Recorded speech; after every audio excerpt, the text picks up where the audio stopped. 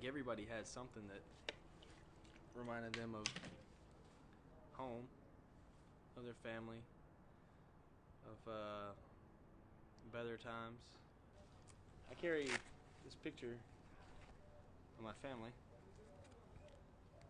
It's probably the best tool against evil and bad things.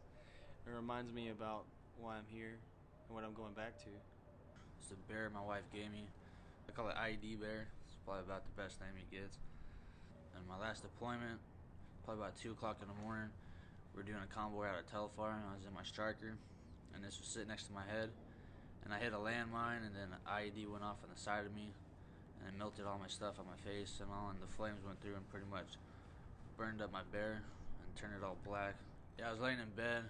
I was all drugged up, had all the needles in me and stuff, and my guys came back a couple hours later and brought me my bear back to me. They said, "Here's your bear," and it was all singed up and burnt all to hell. So, like, well, I guess it must be kind of good luck. Everybody got their own, you know. I laugh at other people's too.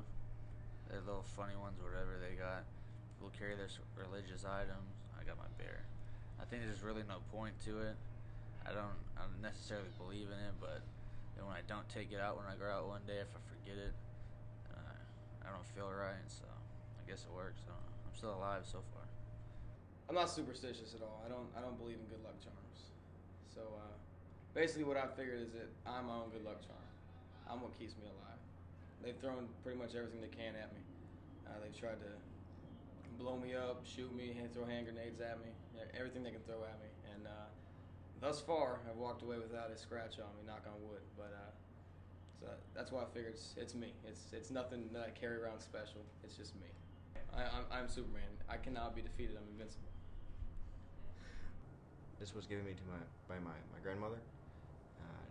Just about a week before I deployed, my grandfather passed away, and she pulled out a garment bag that had his ribbons in it. We went through his ribbons, and the very bottom of the garment bag was also his dog tags.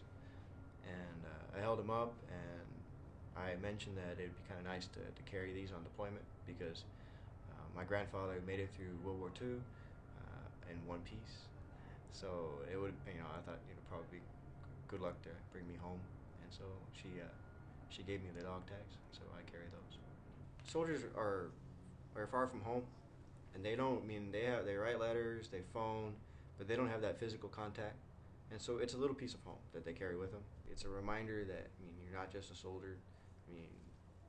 There is home still, and there's something to come back to.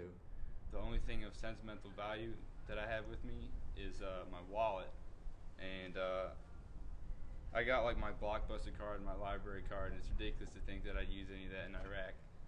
And I also got a receipt from a time I ate 3 burritos at this restaurant that gives you a t-shirt if you eat 2 burritos. I feel like Nate Stops, No one calls you by your first name here. But back home I was Nate Stops, who always had his wallet in his back pocket.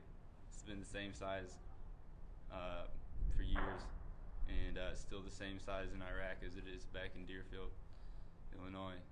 I really think it's more of a psychological thing. It gets them through the day.